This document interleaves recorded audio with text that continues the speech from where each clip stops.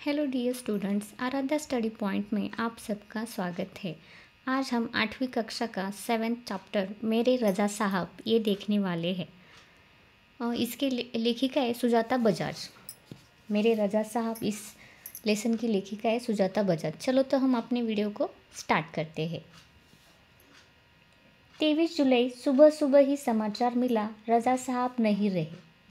और ये सुनते ही मानस पटल पर यादों की एक कतार सी लग गई। देखो, लेखिका सुजाता बजाज क्या कह रही कि 23 जुलाई को सुबह सुबह उन्हें एक न्यूज़ मिली कि रजा साहब अब नहीं रहे, उनका देहांत हो गया, उनकी डेथ हो गई। और ये सुनते ही उनके जो मानस पटल है, यानी कि उनके खुद के मन में अनेक विचारों की लहर उमड़ पड़ी। पिछले फरवरी की ही बात है, मैं दिल्ली पहुंची थी अपनी गणपति प्रदर्शनी के लिए। देखो, और वो फिर क्या कहते कि फरवरी महीने में पिछले महीने के जो फरवरी महीना था, उसी समय वो दिल्ली पहुंची थी अपनी गणपति प्रदर्शनी के लिए, यानी कि एग्जीबिशन के लिए। सोच रही थी कि रजा साहब शायद अपनी व्हीलचेयर पर मेरी प्रदर्शनी के उद्घाटन के अवसर पर आ जाए, पर उस रात कुछ अनहोनी सी हुई। और वो जब दिल्ली अपनी गणपति प्रदर्शनी के लिए गई तो उनको ऐसा लग रहा था, लेखिका सुजाता बजाज को ऐसा लग रहा था कि रजा साहब व्हीलचेयर पर उनके उद्घाटन के लिए आ जाए, प्रदर्शनी उद्घाटन के लिए आ जाए, जो एग्जीबिशन वो लगाने वाले थे उसके लिए वो आ जाए। मगर उस रात कुछ अनहोनी सी हो गई, कुछ ऐसा हो गया, उससे वो चकित हो गई। उस रात रजा साहब सपने में आए, मुझे उठाया, हमने बातें की, शो के लिए मुझे उन्होंने शुभकामना दी और कहने लगे, सुजाता एक बार मुझसे मिलने आ जाओ।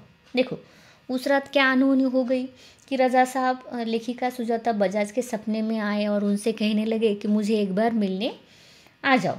और उन्होंने उनके गणपति प्रदर्शन के लिए उनको बधाई भी दी, शुभकामना दी और उनसे अंत में कहा कि मुझसे मिलने आ जाओ, अब मैं जाने वाला हूँ। देखो, आगे वो रजा साहब उससे सपने में कहते हैं कि मैं अब नहीं रहने वाला हूँ, यानी कि मेरी डेथ हो जाएगी, तुम एक बार मुझसे अंत में मिलने आ जाओ। इसके बाद तो रुकना मुश्किल था।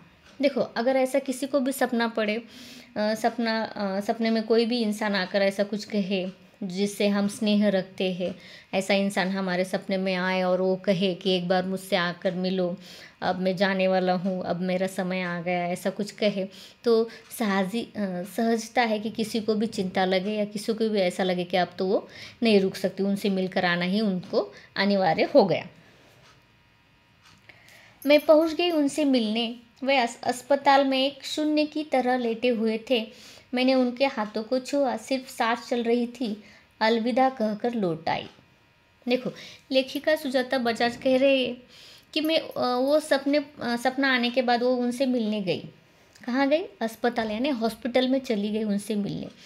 और उनका जो देह था या शरीर था, उसमें कुछ किसी भी तरह की हलचल नहीं थी, या वो किसी भी तरह के हाव भाव नहीं थे, वो खाली ऐसे लेटे हुए थे, सिर्फ उनकी सांस चल रही थी, उनके अंदर कुछ भी नहीं था, उनकी खाली सांस चल रही थी।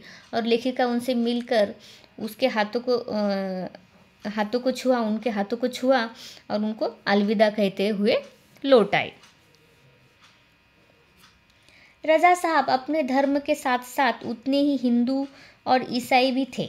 देखो, अभी रजा साहब तो क्या थे? मुस्लिम थे, मगर वो मुस्लिम होने के बावजूद भी अन्य धर्म, हिंदू और ईसाई के प्रति भी उन्हें स्नेह भाव था। उनके स्टूडियो में गणपति की मूर्ति, क्रॉस, बाइबल, गीता, कुरान, उनकी माँ का एक फ़ोटो, गांधी जी की आत्मकथा व भारत से लाई हुई मोगरे की कुछ सूखी मालाएं, सब एक साथ रखा था।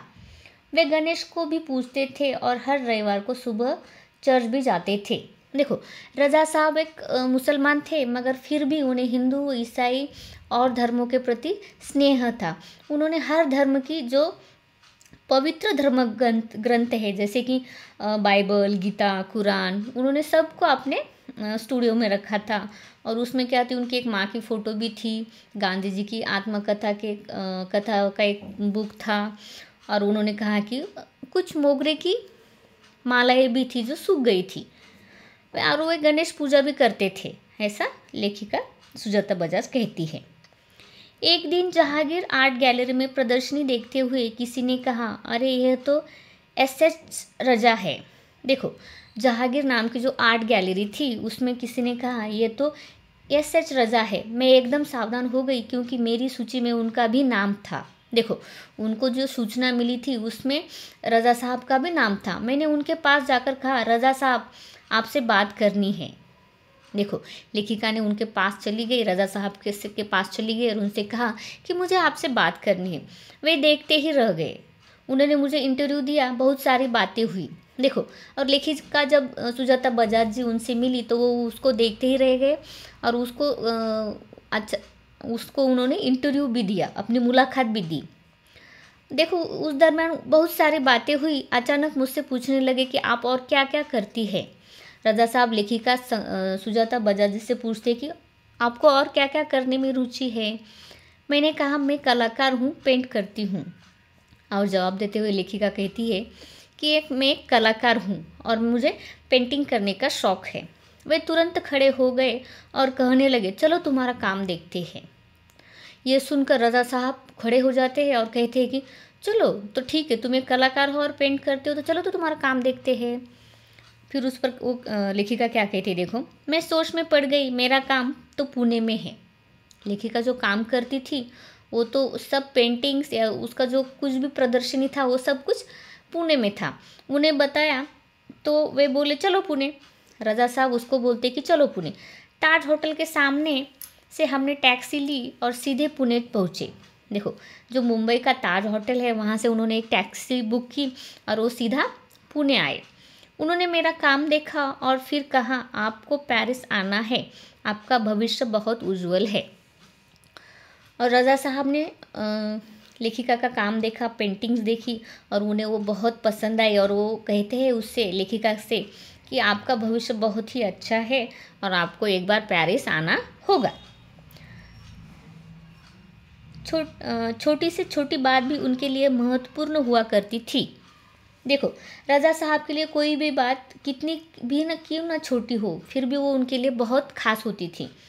बड़ी तन्मयता और लगन के साथ करते थे सब कुछ। पेंटिंग बिकने के बाद पैकिंग में भी उनकी रुचि हुआ करती थी।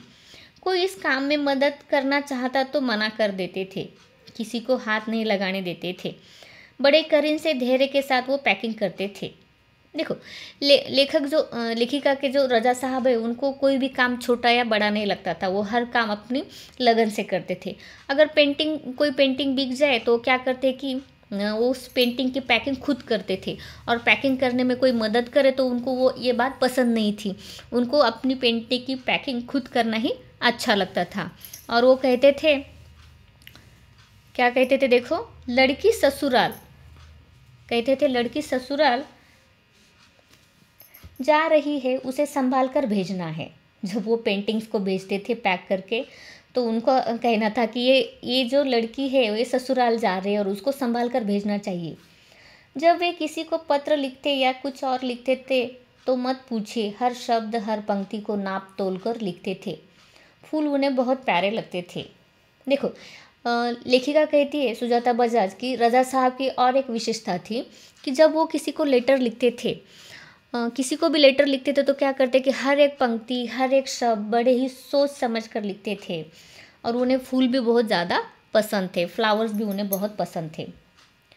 मुझे याद है 22 अक्टूबर 1988 को मैं लंदन से पेरिस के गार्दिनो स्टेशन पर ट्रेन से पहुंची थी।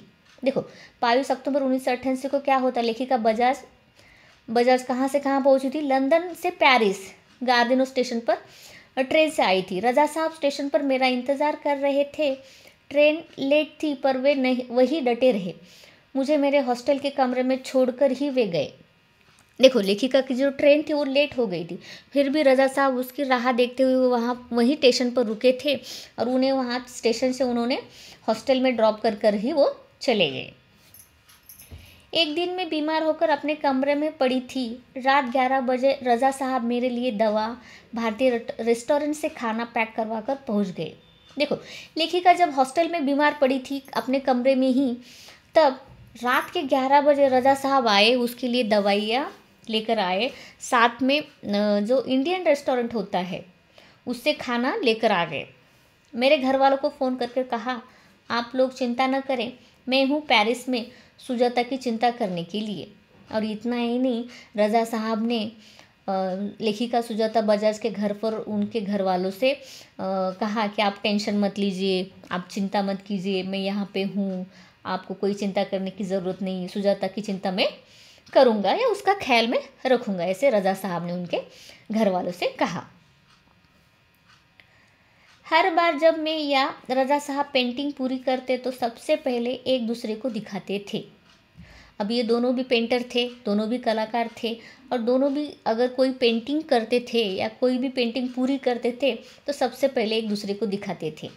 दोनों एक दूसरे के ईमानदार समालोचक थे और दोनों एक दूसरे के बहुत ही ईमानदार, यानी कि वो कह रहे थे कि बहुत ही ईमानदारी से वो बताते कि पेंटिंग अच्छी बनी या बुरी बनी, उसमें कुछ खामियां हैं या ये बहुत ही खास है, ये ईमानदारी से एक दूसरे को बताते थे।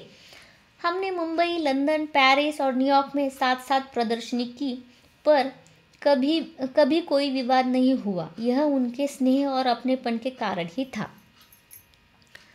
लेखिका सुजाता बजाज और कहती है कि उन्होंने दोनों ने साथ मिलकर मुंबई, लंदन, पेरिस और न्यूयॉर्क में कई एग्जीबिशन आर्ट लगाए, मगर उस समय उनके बीच में कोई भी झगड़ा या विवाद कुछ भी नहीं हुआ, क्योंकि उनके बीच में जो स्नेह था या उनके बीच में जो अपनापन था, इस वजह से वो वाद विवाद नहीं हुआ। हिंदी, उर्दू तो हमेशा से ही बहुत अच्छी रही है उनकी। अंग्रेजी, फ्रेंच भी वे बहुत अच्छी लिखते थे। देखो, लेखिका रज़ा साहब की और एक खूबियाँ बताते हुए कहती है कि उनकी हिंदी, उर्दू तो अच्छी ही थी, मगर अंग्रेज़ी और फ्रेंच भी उनकी अच्छी थी, वो अच्छे से लिख पाते थे। कविताओं से बहुत प्यार था उन्हें। शेर, गज़ल व पुराने हिंदी फिल्मी गाने बड़े प्यार से सुनते थे। देखो, हर किसी को गाने सुनने का शौक़ होता है, वैसे ही रज़ा साहब को हिंदी के पुराने गाने सुनना, शेर गज़ल सुनना अच्छा लगता था। एक डायरी रखते थे अपने पास, हर सुंदर चीज़ को लिख लिया करते उसमें। और रज़ा साहब के पास एक डायरी थी और जो भी चीज़ उन्हें अच्छी लगती थी या सुंदर लगती थी उसके बारे में वो अपनी डायरी में लिखा करते थे।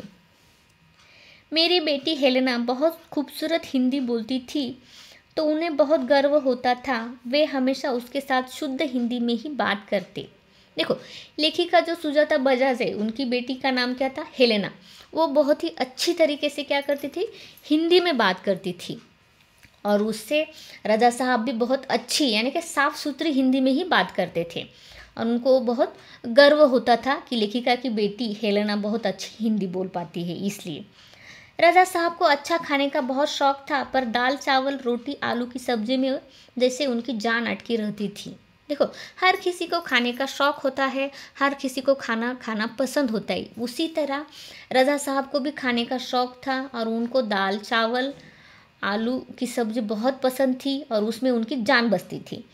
मैं हफ्ते में एक बार भारतीय शाकाहारी खाना बनाकर भेजती थी उनके लिए, उनके फ्रांसीसी दोस्तों के लिए। और लेखिका बाद में क्या कहती कि हफ्ते में वीकली, यानी कि हफ्ते में वीकली एक बार, वीक में एक बार या हफ्ते में एक बार तो मैं उनके लिए भारतीय खाना, यानी कि भारतीय तौर पे जो हमारे यहाँ जो खाना बनता है वैसे खाना वो बनाकर उनके लिए और उनके दोस्तों के लिए भेजती थी। रज़ा साहब के कुछ पुराने फ्रांसीसी दोस्तों को उनके जाने की खबर देने गई तो फिर से एक बार उनकी दीवारों पर रज़ा साहब की काफ़ी सारी कृतियाँ देखने का मौका मिल गया। देखो, रज़ा साहब के गुज़रने के बाद या उनके देहांत के बाद जब उनकी देहांत की वार्ता सुनाने के लिए या उनके पश्चात वो जब उनके फ्रांसीसी दोस्तों को मिलने गई तो उनके फ्रांसीसी दोस्तों के घर पर उन्होंने रज़ा साहब की अनेक कृतियाँ, यानी कि अनेक पेंटिंग्स उनको दिखाई दी गई। मैं हमेशा कहती, रज़ा साहब आप मेरे एंजल गार्जियन हैं, तो मुस्कुरा देते, पर सन 2000 के बाद से कहते, क्यों अब हमारी भूमिका बदल गई, तुम मेरी एंजल गार्जियन हो, अब मैं नहीं। देखो, लेखिका सुजाता बजाज अंत में क्या कहती है कि वो रज़ा साहब को कहती थी कि आप मेरे एंजल गार्जियन हो, आप मेरे संरक्षक हो या आप मेरे एंजल हो, ऐसा वो कहती थी। मगर 2000 के बाद, सन 2000 के बाद रज़ा साहब कहते हैं कि अब हम दोनों की भूमिकाएं बदल गई है। अब मैं तुम्हारा एंजल गार्जियन नहीं हूँ, बल्कि तुम मेरी एंजल गार्जियन हो। इस तरह ये लेसन यहाँ पर ख़त्म होता है। आपको मेरा ये लेसन पढ़ाने का तरीका पसंद आया हो तो मेरे चैनल को सब्सक्राइब कीजिएगा। Thank you.